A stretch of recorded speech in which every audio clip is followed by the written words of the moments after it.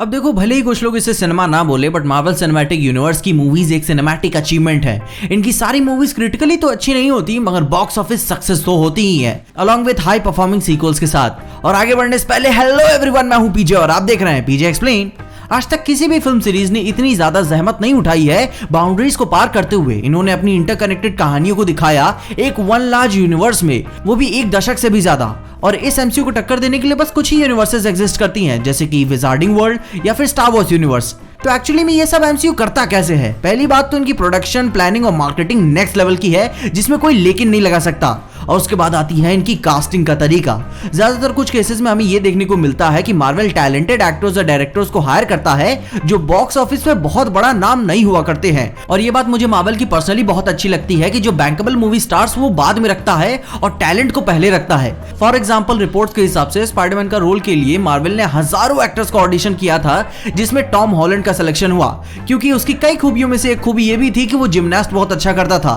तो भाई, मेहनत लगती है अपने आप को हर तरीके से तैयार करने के लिए। और सिविल वॉर से पहले तो मैं इसको जानता भी नहीं था, और ठीक ऐसे ही रॉबर्ट डाउनी जूनियर के साथ भी हुआ है। आयरन मैन में कास्ट होने से पहले तो मैं इन्हें जानता भी नहीं था। और तुम ऐसा ही एमसीयू के बाकी एक्टर्स के बारे में भी कह सकते हो, जैसे कि क्रिस हेम्सवर्थ, क्रिस एवंस या फिर मार्क रुफेलो। मार्वल ने एक्चुअली में टैलेंटेड एक्टर्स को प्रमोट किया है और उन्हें यह एबिलिटी दे दी है कि वो अपने से बड़े एक्टर्स को अपनी ही पिक्चर में एज अ सपोर्टिंग कैरेक्टर बना के रख देते हैं।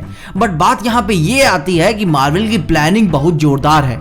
उन्होंने एक्टर्स की जगह अपने कैरेक्टर्स पे ज्यादा फोकस किया है, और इस बात पे बहुत ही तगड़ा सरकाज़म द बॉयज सीरीज देती है। They're gonna give Shockwave your uniform, you know that? Call him the next A-Train. No, they can't do that. Why not? A-Train is a trademark. You are just another nobody from the south side of Chicago. और ये बात बिल्कुल सही है, ये characters उनके trademarks हैं, actors नहीं। कल को ये मार्क रुफेलो वाले हल्क को भी बिना किसी रीजन से चेंज कर सकते हैं, क्योंकि कंपनी के लिए हल्क एक बैंकेबल एसेट है। वो अब कभी वापस नहीं आएगी। मगर मैंने आपको इतनी सारी चीजें विस्तार में समझाई ही क्यों? क्योंकि हमें ज्यादातर यही देखने को मिलता है, स्पेशली एमसीयू में, कि वो ग्रेट एक्टर्स को एज अ मीडियोकर कैरेक्टर्स की तरह यूज करते हैं, कॉमनली यूज एज विलन्स। क्योंकि मेरे हिसाब से दूर से देखने में तो यही लगता है कि मार्वल अभी भी आउटडेटेड माइंडसेट पर अटका हुआ है, जहां वो विलन्स को एज अ डिस्पोजेबल और अल्टीमेटली इररिलेवेंट कैरेक्टर समझा करता है, क्योंकि उनके विलन्स कलेक्टिवली एक या फिर ज्यादा से ज्यादा 2 मूवीज में फीचर हुआ करते हैं। हमें अभी भी एमसीयू में एक भी super villain team up movie देखने को नहीं मिली है, जो कि एक बहुत ही बेहतरीन और प्रॉफिटेबल आइडिया है। डीसी ये कर रहा है, सोनी तो मार्वल का सहारा लेके कर रहा है, बट खुद मार्वल ये नहीं कर रहा है। अब देखो, इसके भी कुछ बहुत ही अच्छे और बड़े वाले रीजंस हैं, क्योंकि एक रीजन तो ये है कि absolutely A list actors multi film contracts जल्दी करते नहीं है। और इसका बहुत ही अच्छा एग्जांपल आते हैं अपने वॉकिन फीनिक्स। उन्होंने डॉक्टर स्ट्रेंज का रोल करने से मना कर दिया, वो भी उस समय जब एमसीयू अपने पीक करियर पे था।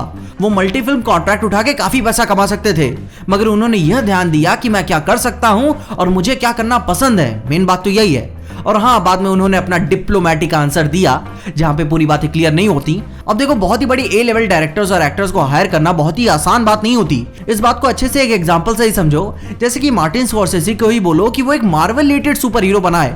अब मार्वल की पिक्चर का तुम टोन तो जानते ही होगे। अगर वो एग्री भी कर जाते हैं, तो वो कुछ ऐसे डायरेक्टर्स में से एक है जिन्हें पूरा क्रिएटिव कंट्रोल चाहिए कि कहानी और कैरेक्टर्स को कैसे दिखाना पसंद करेंगे, इसी पीजी करेंगे या फिर आर रेटेड या फिर उससे भी ऊपर। और मैं ये नहीं समझता कि मार्वल अपनी कहानी, कैरेक्टर्स और इमेज के साथ इतनी छूट देगा। जैसे कि 2016 की डॉक्टर स्ट्रेंज के डायरेक्टर स्कॉट डेरिक्सन को उनकी ही अगली मूवी डॉक्टर स्ट्रेंज 2 से क्यों निकाल दिया गया? क्योंकि वो डॉक्टर स्ट्रेंज की कहानी को as an intense horror taste देना चाहते थे, और मार्वल डायरेक्शन की सोच के साथ इतनी फ्रीडम नहीं दे रहा था। अब तुम में से कई लोग ये बोल रहे होंगे कि पीजे, तुझे क्या लगता है कि एमसीयू में ए लिस्ट एक्टर्स नहीं है क्या? मैंने कब बोला? मैं तो नहीं बोल रहा हूँ, बिल्कुल है। जैसे कि केट ब्लैंचेट, एंथनी हॉपकिंस अपने हैनिबल लेक्टर वाले, अपकमिंग अधूरा प्यार Angelina Jolie, Jeff Bridges, Natalie Portman and so on. और ये सारी कोई ए लिस्ट एक्टर्स नहीं है, बल्कि अकेडमी विनिंग एक्टर्स हैं। मगर ये भी बात देखो कि Mads Mikkelsen as Kaecilius, Christopher Eccleston as Malekith, Anthony Hopkins as Odin, Cate Blanchett as Hela, और अपनी upcoming movie Thor and love and thunder में क्रिश्चियन बेल एज गॉर। ये सारे बहुत ही बड़े एक्टर्स हैं जो ए लिस्टर्स होने के साथ साथ हेवीली टैलेंटेड हैं, और इनमें से कितनों की पोटेंशियल एमसीयू ने अच्छे से दिखाई है। यहाँ तक कि काइसिलियस और मैलाकीथ को तो लोग भूल भी चुके थे। और ठीक उसी की उल्टी जगह सोनी मार्वल की मदद से काफी कुछ अच्छा कर रहा है। जे रेड लेटो, माइकल केटन, जेक गिलेनहॉल स्पाइडरमैन की मूवीज में मरे नहीं है, और ये कोई ऐसा भी नजर नहीं आता कि इनकी एग्जिस्टेंस अपकमिंग मूवीज में इररिलेवेंट होंगी। और ना ही सोनी अपने विलन्स को कंप्लीटली डिस्पोज करता है एक कहानी में। और क्या कर सकते हैं, उनकी भी मजबूरी है, गिन चुन के कुछ ही कैरेक्टर्स तो हैं उनके पास, वहीं से कमाना है। तो मारेंगे क्यों? ऊपर से उनके पुराना बरसों अधूरा सिनिस्टर 6 वाला प्यार वो भी करना है। अब देखो, बड़े ए लिस्ट एक्टर्स को एज अ मीडियोकर कैरेक्टर्स की तरह कास्ट करने से हम रोक तो नहीं सकते। कुछ लिमिटेशंस, इज्जत और स्टेटस की भी बात होती है। जब एक बड़े एक्टर या डायरेक्टर के साथ काम करना होता है तो कुछ इंटरेस्ट एंड कॉन्फ्लिक्ट तो आएगा ही। I'm not doing it. I'm not doing this shitty scene.